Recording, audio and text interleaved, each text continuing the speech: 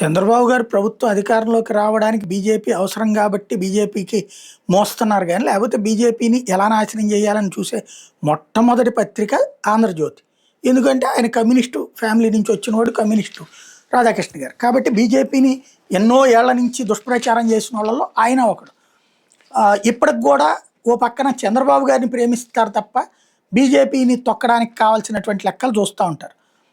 నెదర్లాండ్స్లో ఉన్నటువంటి పత్రికలంట, నెదర్లాండ్స్ ప్రధానమంత్రి Rob Jetten Narendra Modi అక్కడికి వెళ్ళకముందు ఓ స్టేట్మెంట్ ఇచ్చాడట మీడియాకి. ఏమనంటే, మీడియా స్వేచ్ఛ, చట్టబద్ధ పాలన అన్నది భారతదేశం లేదు, భారతదేశంలో మైనార్టీల హక్కులు కూడా దెబ్బతిని ఉన్నాయి, ఇది మా దేశమే కాదు యూరప్ దేశాలన్నీ కూడా అట్లాగే ఫీల్ అవుతున్నాయని.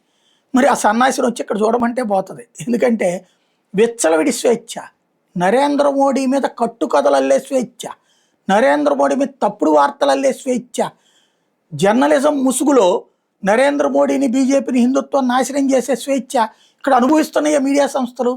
ఏ మీడియాని ఆపారు?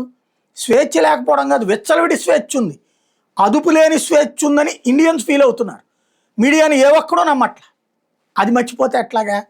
రెండవది మైనార్టీల హక్కులు. హిందువులు తన్నులు తింటున్నారు. ఆకివీడ్లో హిందూ గుళ్ళో గుడి కట్టుకోనియకుండా కూర్చున్నారు. లేకపోతే శోభాయాత్రలో తన్నులు లేనది హిందువులు, తన్నింది మైనార్టీలు. మరి మైనార్టీలకు హక్కులు లేకపోవడం ఏంటి అర్థం కాదు. పొరపాటు ఏమన్నా హిందువులు మైనార్టీలు అనుకున్నారేమో వాళ్ళు.